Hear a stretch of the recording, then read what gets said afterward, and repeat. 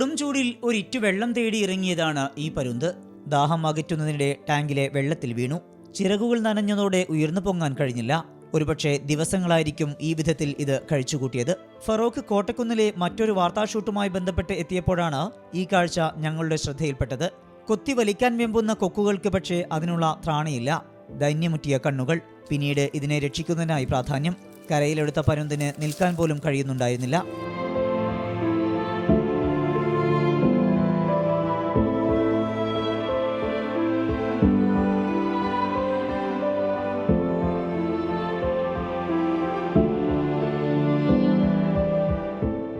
കണ്ടപ്പോൾ തന്നെ അത് നമ്മളെ ഉപദ്രവിക്കുമെന്ന് തോന്നി. പക്ഷേ എന്നാലും അതിൻ്റെ ആ ദയനീയാവസ്ഥ കണ്ടു കഴിഞ്ഞപ്പോൾ, അത് മരണത്തോട് മല്ലിടുന്നത് കണ്ടു കഴിഞ്ഞപ്പോഴത്തേക്കും ഞങ്ങൾക്ക് ദയ തോന്നി.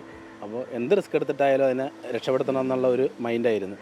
അപ്പോൾ അതുകൊണ്ട് നമ്മൾ അത് ടാങ്കിൽ നിന്ന് അതിനെ എടുത്ത് രക്ഷപ്പെടുത്തി. കാടുകയറി കിടക്കുന്ന ഈ കുന്നിന് മുകളിൽ അപൂർവമായ ആളുകൾ വരാറുള്ളൂ. ഷൂട്ട് കഴിഞ്ഞ് ഞങ്ങൾ മടങ്ങുമ്പോഴേക്കും ചിറക് ഉണങ്ങി പരുന്ത് പറക്കാൻ തുടങ്ങിയിരുന്നു. ഷിജു ചവറയ്ക്കും സുമേഷിനുമൊപ്പം സമീർ സി മുഹമ്മദ്, 24 കോഴിക്കോട്.